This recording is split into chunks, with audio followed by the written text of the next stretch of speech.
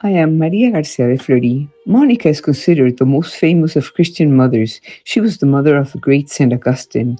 When Augustine wrote his book entitled The Confessions, which is a kind of autobiography, he talks about his first 33 years.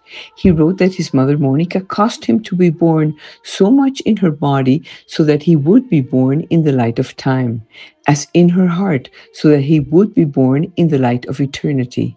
Augustine narrated his interior life in his book The Confessions and said that he was dominated by one figure, his mother.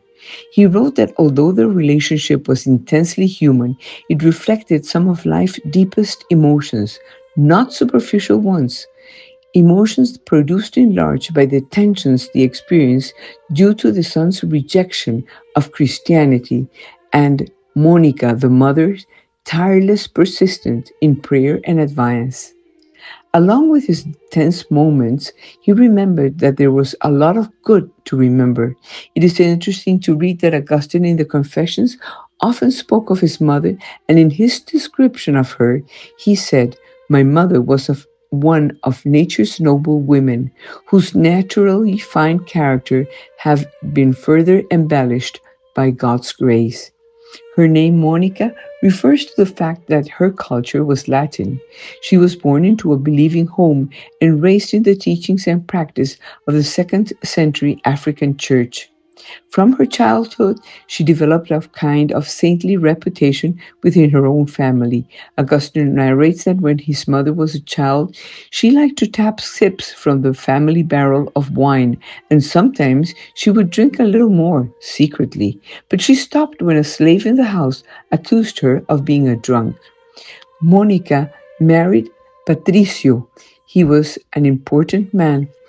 He was not Christian. He was often, although short-tempered, he was a person of certain position but with little money. He was unfaithful to his wife, but Monica loved him and tolerated him thanks to her Christian beliefs. Augustine wrote that Monica tried to win him over to God, speaking to him about the virtues and beauties of the Creator, so that her husband would love, respect, and admire him, and thus improve the relationship between the two.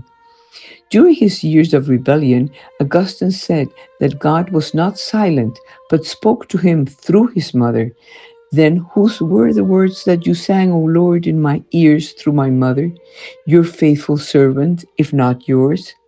Monica bore witness to her wayward son and prayed for him and cried for him more than mothers cry when they cry for their dead children. Augustine wrote that whenever Monica could, she reconciled the dissidents and the conflictive. Furthermore, she was a slave of the servants of God. Everyone who knew her found much to praise in her, held her in honor, and loved her because they felt the presence of God in her heart, in their hearts. Monica prayed a lot so that her son Augustine would not go to Rome, and he wrote, "With a torrent of tears, my mother begged God once and again not to allow me to sail." And he adds, God did not answer her prayers as she requested, but answered her prayers so that her son would become one with Christ. Before Patricio died, Monica's silent testimony bore good fruit in both her husband and Patricio and her son Agustin, leading them both to God because Monica always knew that with God we always win.